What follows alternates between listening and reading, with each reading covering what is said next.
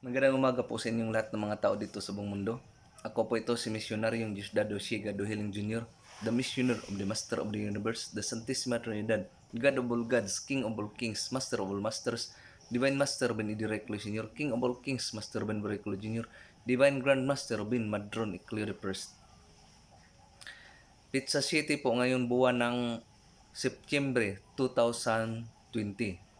Ngayon mga kapatid, ipagpatuloy ko po ang pagsasalaysay sa inyo patungkol sa talambuhay na aking Diyos, Divine Master Benedirecto Sr. nung kanyang kabataan noong taon 1951.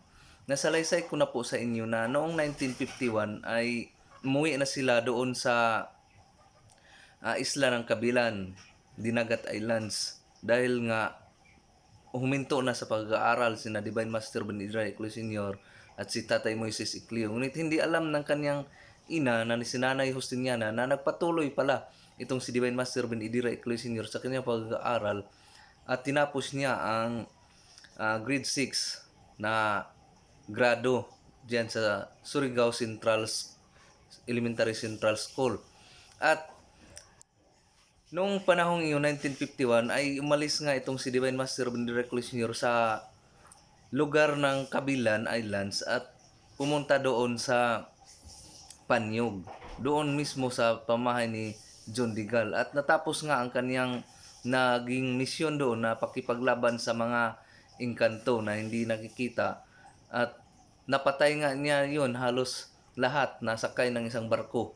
Napatay niya yun na sa magitan lang ng kanyang punyal o kutsilyo at hindi nga yun nakikita ng mga tao doon sa panyo, pati nga itong si John Digal ay hindi nakikita niya ang ang labanan na yun at nakita lang niya ang katawan ni Divine Master na punong-puno ng dugo at wala rin silang nakita na kahit isang patay na tao nakita nila ang kutsilyo ni Divine Master Benedirecto ay mayroong laman ng tao na nadala sa tuwing ito ay sinasaksak sa mga hindi nakikitang kalaban. At umuwi na si Divine Master Benedirecto doon sa kanyang pamamahay sa Kabilan at pagkalipas naman ng ilang buwan ay umalis naman ito at pumunta doon sa Balakson Liti. Doon siya tumira sa pamamahay ni Pedro Montibis. At sa kaniyang pagpunta doon sa Balakson Liti ay upang kalabanin na rin ang isang kaharian ng mga engkanto. Isang kaharian ng mga engkanto ang kanyang kinalaban doon sa bayan ng Balakson Liti. At nakipaglaban nga siya doon sa Balakson Liti gamit pa rin ang kanyang kutsilyo, punyal. Nakipaglaban siya sa mga engkanto na hindi nakikita at hindi rin nakita iyon ng mga tao doon ang kanya pagkipaglaban at umabot iyon ng isang buwan na pagkipaglaban. Araw-gabi siyang nakipaglaban doon sa mga engkanto doon sa Balakson Liti, sa kaharian ng mga engkanto doon sa Balakson Liti.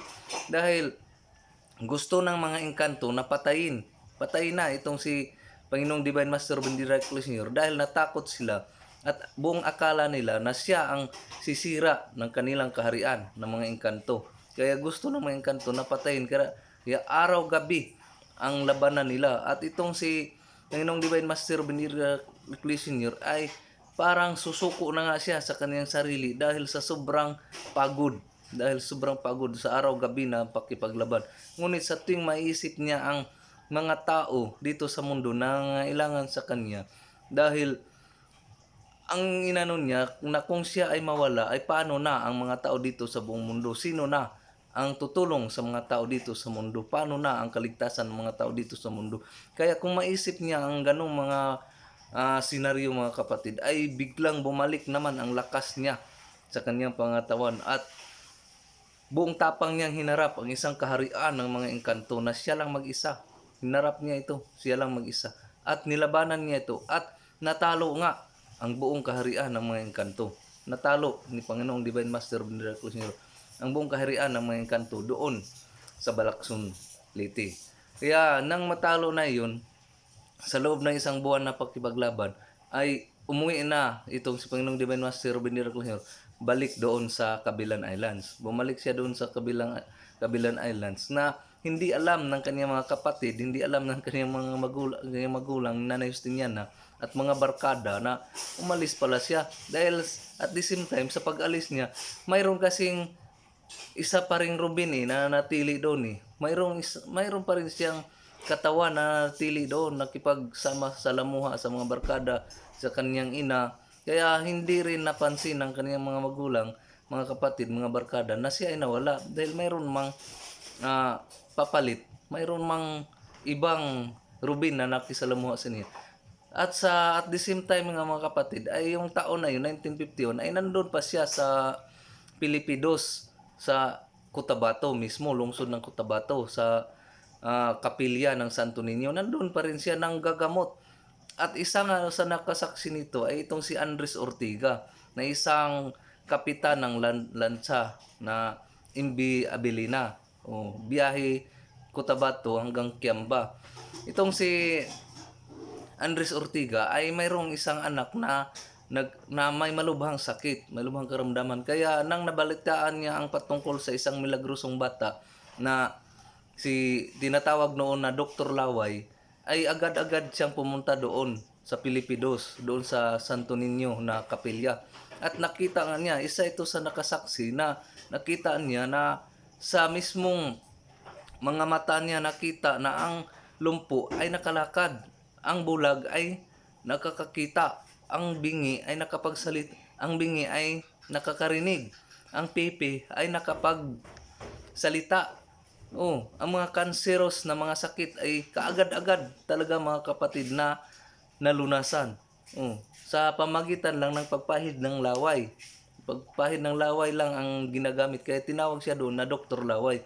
Kaya itong si Andres Ortiga ay excited na makausap itong si Dr. Laway dahil gusto niyang dadalhin ito sa kaniyang bahay doon sa Dapdap, Lutabato, doon sa Barangay Dapdap, Lutabato, Cotabato para ipagamot ang kaniyang anak na may karamdaman.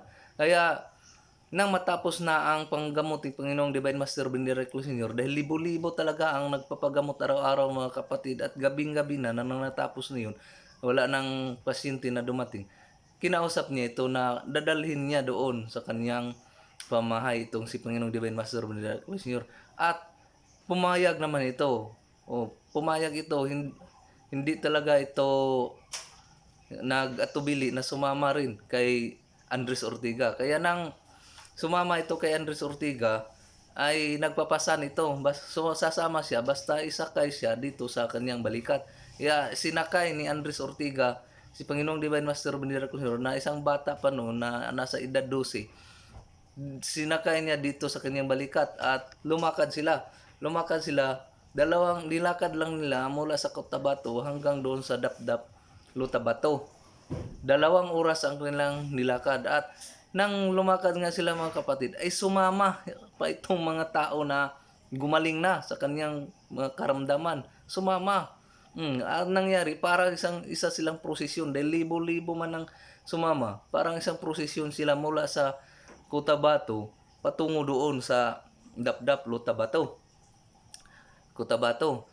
Sumama itong mga tao at doon nga nasaksihan naman ng mga tao na ginamot kaagad itong anak ni Andres Ortiga. Kaagad-agad ginaling, gumaling kaagad ang anak. Kaya kinabukasan mga kapatid ay nagbiyahe man itong si Andres Ortiga patungong Kiamba. Kaya nagbiyahe siya patungong Kiamba, sumama itong si Panginoong Divine Master Benny Reclus Sr. papunta doon sa Kiamba.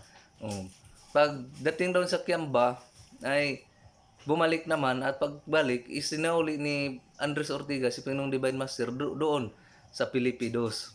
Dahil doon man ito nakatira doon na sa may kapilya. Doon sa kay Andres, doon kay Lizardo Torsindi. Doon man siya nakatira noon. Kaya mga kapatid, yun ang himala na ginawa ni Panginoong Divine Master Benny Reclus Sr. doon mismo sa Pilipidos, Cotabato mismo, sa bayan ng Cotabato. Ang sunod nating pag-usapan mga kapatid ay yun namang ginawa ni Panginoong Divine Master Benny Reclus Sr. doon naman na nasaksihan ng isang pulis, nasaksihan ng isang patrolman na si Mateo mga kapatid. Yun naman ang isa sa salaysay ko sa inyo. Yung sunod niyang lakad na ginawa, mga kapatid. Ang ginawa niyang milagro na naman doon sa Tianggihan mismo ng lungsod ng Cotabato na nasaksihan ni Patrolman Manolo Mateo, isang pulis na nakasaksi nito. At yun naman ang susunod kong isasalaysay sa inyo, yung ginawa niyang milagro doon na mismo sa bayan ng Cotabato, sa Tianggihan, sa lumang Tianggihan ng Cotabato. At hanggang dito na lamang. Maraming salamat po sa inyong lahat, mga kapatid, nood sa YouTube channel kong ito, sa mga videos kong ito, sa aking Diyos, Divine Master Ruben Bericles Jr., King of all Kings, Master Ruben Bericles Jr., Divine Grand Master Ruben Madronico the First. Sa lahat ng mga makita at hindi makita, sa inyong lahat, mga kapatid na nanonood, nagsubaybay sa YouTube channel kong ito, maraming salamat at magandang umaga sa inyong lahat. Sana pagpatuloy niyo po nood, dahil sabihin ko talaga sa inyo, ang tunay na tauhan ng Diyos ay alam or may kunting alam sa history ng kanyang Diyos.